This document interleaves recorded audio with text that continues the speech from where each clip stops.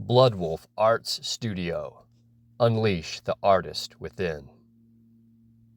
Welcome to Bloodwolf Arts Studio, and I'm your host, Mr. Moonlight. So today I'm talking about the next poem in my series, my collection of poetry, The Seasons of Life, Volume 1, Autumn. And this one is written on February 12th, 2012, 3 days later, my last one, and it's titled, When Shall It Be? And this one, in a sense, I suppose, played off the last one a bit because there was a lot of decisions I was making right now. There was one of the things that came up around this time was I had gone on a fast. I don't know. I'm sure a lot of people are familiar with what a fast is, essentially just abstaining from food or water or food and water. There's a variety of different kind of fasts, but we would do these in the order somewhat regularly, and it was something that we would do if we was looking for spiritual knowledge.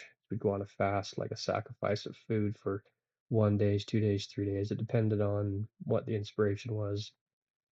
And I suppose how valuable the information felt, how sacred it felt like the information was that we needed to get.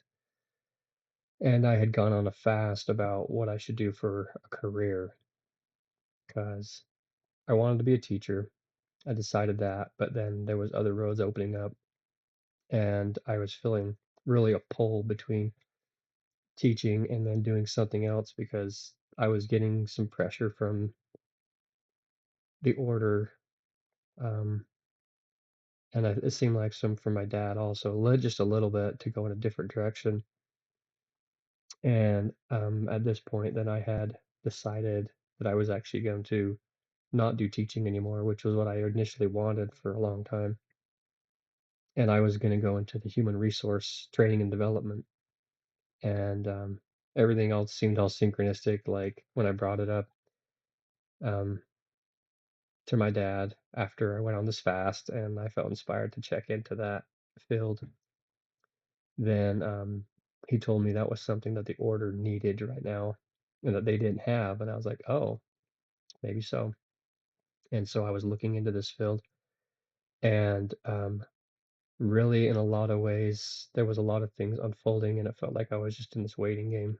And it really seemed like there was a lot of stuff lining up. I'm like, okay, it seems like really likely I'm getting married soon. Things are looking good there. Um, I'm changing courses for the order. All of this stuff's lining up. Everything's going good. I'm like, and I just in this period of waiting, which is something very common where we were always told growing up is just be patient, just focus on building the Lord's kingdom, and everything else will come to you when it's supposed to. And that's really the message that the men get. I don't know the message that women get specifically in that area because it's very different, I'm sure. But that's the message I got as a man, and it's something very common for the men to get is essentially just to be faithful, focus on building the Lord's work, and then just trusting that everything's gonna fall into place. I also remembered there was a lot of feelings of unworthiness for all the things I felt like God promised that I was supposed to be getting.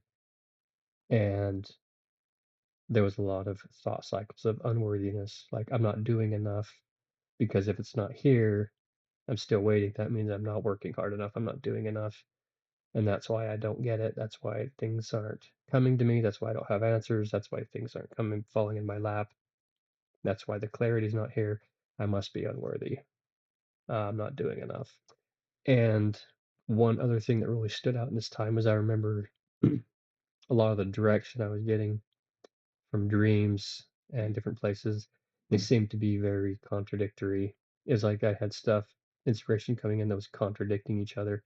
And so I was also very confused, which is part of why I felt like it was a part of why I felt like I was waiting because I wasn't sure what to do or where to go, what actions to take. And quite frankly, just putting all my trust in the order and in all these systems in place to guide me to where I'm supposed to be because I'm like all this data inspiration's coming in and none of it makes any sense to me and I can't make sense of any of it. And so what else to do but just to wait. and play the waiting game, and then just trust that these systems um, that are here are going to support me through this. Because the fact that I'm getting conflicted information means that I don't have all the information, and there's something that I'm just lacking to be able to know what to do. And so the default is just be faithful, focus on building the order, and just do that. Like just stick your head down and do the grind and just wait. Lots of waiting. So that's what inspired this poem, When Shall It Be? Remember to like this video, subscribe to my YouTube channel and my Facebook, Blood Wolf Arts Studio. You can also check out my website and follow me on TikTok as Mr. Moonlight Rhyme. That's my handle across all my platforms. I'll have a link to a copy of the books in the description down below. You can check those out and purchase those if you would like to. And so stay tuned for the reading of When Shall It Be? So thank you for tuning in and welcome to my side of the moon.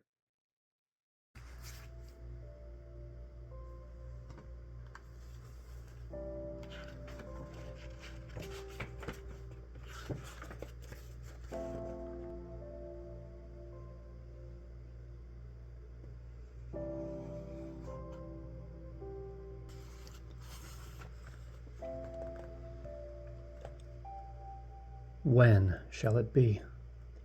By Aaron Brown. In the blinking of an eye, the sun has rose and set, end to end up in the sky. My eyes have gazed and wept. Watching, waiting without end, my eyes are strained and dry. Lovely colors twist and bend, wrapping across the sky. Beautiful in every way, yet also filled with why. Life goes on with every day, passing me by and by, filling me with wonder too. When the right time may be, I'll be worthy holding you, all time eternally.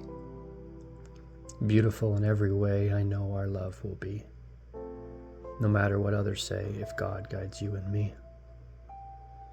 Not for looks or charms nor names, not things upon this earth. I look not for any fame, but for what you call worth. I await that special day, when I may find your soul. Until then, I will but pray to be truly humble, and continue with each day serving my dear Savior, to gain worth of your sweet way and my dear Lord's favor. For I seek you not only, but first my Savior's will, that I may be found holy in God's eyes only still, and be worthy of a place for which I'll always strive, to see my dear Savior's face and know that I'm alive. Then, oh then, will I be full to know how well I've served. Yet for now I still travel, on earth I still observe. Walking roads with every step, I see great nations rise, and see some fall as they wept, betrayed by small false spies. Filled with sadness as I see these things trouble others, yet will not discouraged be, looking out for others. Still pressing on, filled with hope, and filled with faith I go, holding on this iron rope, so I don't fall below.